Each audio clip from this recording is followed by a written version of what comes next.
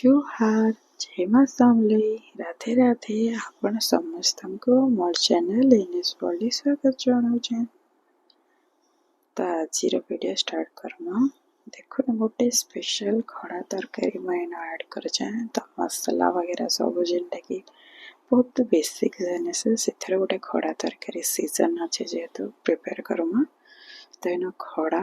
बैगन आलू और चना के ऐड कर चना जरूर से ऐड करेंगे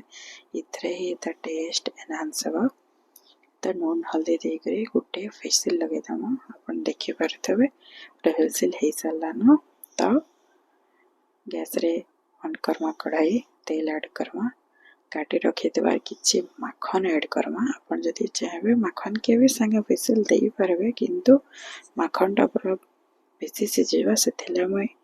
भाजुचे रेडी हो गला पर अब ऐड करमा प्याज डायरेक्ट ऑयल रे तो गोटे पेस्ट धनिया पत्तर कच्चा मिर्चा प्याज लहसुन और अदार गोटे पेस्ट ऐड करमा इटा ही सब्जी के बेसी टेस्टी ही बनावा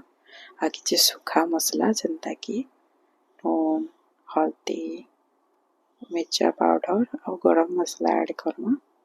आटा के सब भल भाव कषिदेमा ताकि मसलाटा पूरा प्रिपेयर हो गला।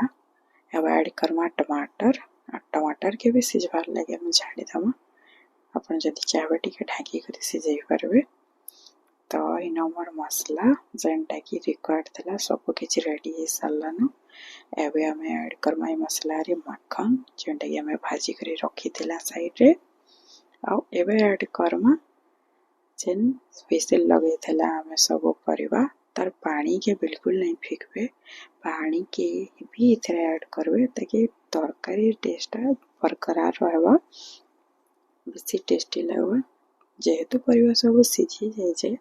हमको बेसी सिझावार नहीं न बस सब फ्लेवर कंबाइन करवार लगे और ग्रेवी के बैलेंस करवा ले मैंने किछि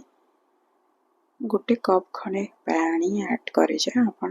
अकॉर्डिंग ऐड करि परबे आपन केते ग्रेवी दरकार जे अपन देखि परथबे परिवा सब सिझी सारे जे तो हाई फ्लेम रे हमें 2 मिनट तक फुटे दमा ढाकी दमा ताकि टे सब फ्लेवर कंबाइन हो जो तरकारी बिल्कुल रेडी हो सारान। एवं ऐड करमा किछि धनिया पत्तर